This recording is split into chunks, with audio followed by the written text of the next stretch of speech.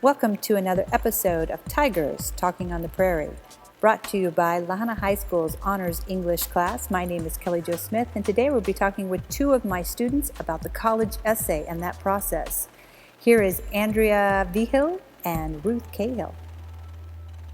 So, Andrea, tell us a little bit about the process that you went through as a writer when we started doing the college essay.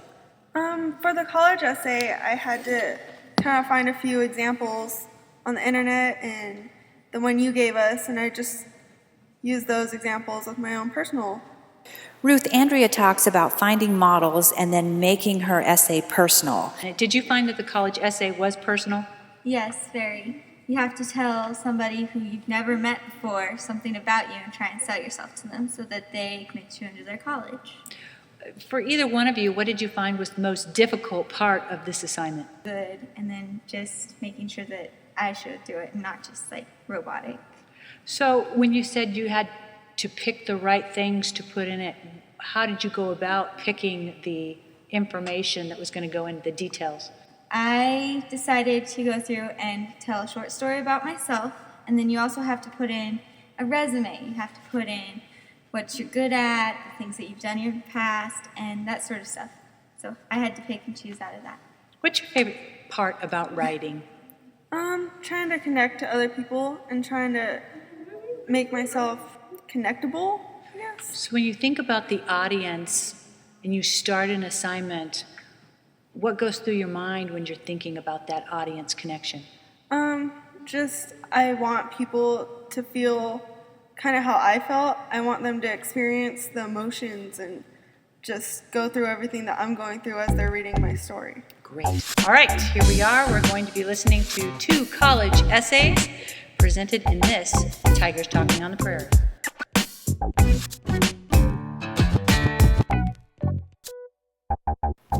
Palms sweating, stomach knotted. Just the thought of a tryout, audition, being judged, makes me dizzy. Something I cannot handle, something I've never been good at, is tryouts. High school status, something every child has heard of their whole lives. Cheerleaders, cheerleading tryouts. One of the scariest tryouts known to a teenage girl. Being a cheerleader is the essence of judgment. It is what a cheerleader is, like a figurehead, a model, and being a cheerleader is like a constant tryout. As a child, I aspired to be a cheerleader. Everything about cheering intrigued me. Pumping up the crowd, wearing the uniforms, and the sparkle. In 5th grade, I went to high school football games and watched the cheerleaders, and soon I knew every cheer. My goal for high school was to become one, to transform from my awkward, nerdy self into a beautiful cheerleader. Finally, the time came. It was the start of my freshman year. I had my physical and was ready to try out, to my full cheerleading dream, but it never happened. The thought of a tryout terrified me. So instead, I stayed home, cowering. That night, I watched my dreams glide out the window. The school year passed, and I swore to myself, never again would I take myself out of the game. The end of the year came, and I sucked it up and tried out. Not only did I have to try out, but I was the first girl picked. The fact that I was number 1 to go only made me happy. And in all honesty, I would have had a better tryout if I would have just walked out. When I was done subjecting myself to humiliation, I felt deep in my heart my efforts went unnoticed. And they did. Not making the team would have been bad enough, but another girl who happened to have had the same name as me tried out and made it. So naturally, people were confused and all day long congratulated me on making the team, which I had not. The fear of failure had me eluding next year's tryouts. I avoided the tryouts like the Black Death. Finally, the end of my junior year had come, and no way could I handle just lying down and giving up for a second time. So once again, I forced myself to try out. I worked hard at focusing on the goal, making the squad. It was a 3-day process. They taught the cheers, they taught the dances, and they taught the chants.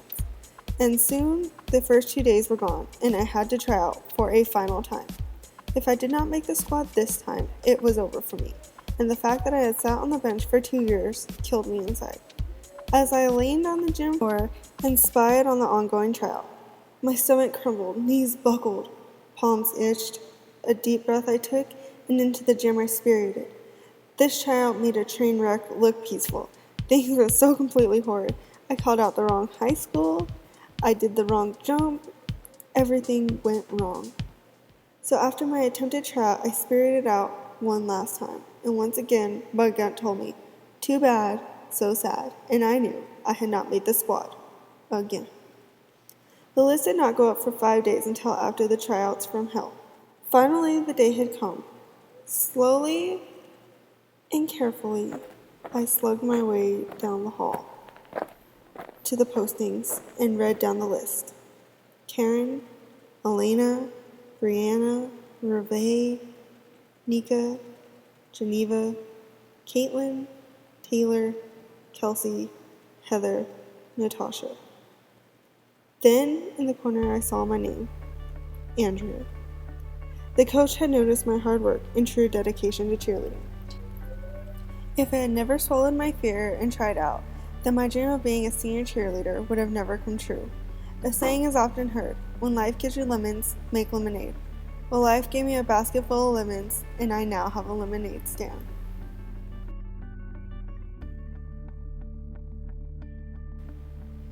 Hi, my name is Ruth Cahill, and I'm reading my college essay, Who I Am Now.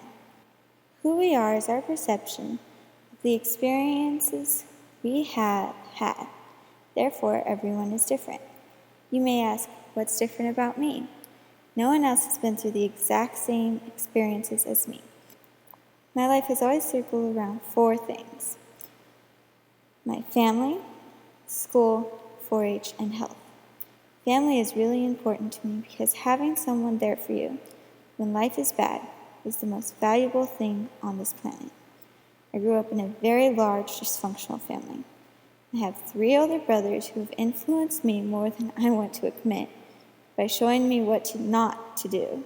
No matter what, though, they have always supported me.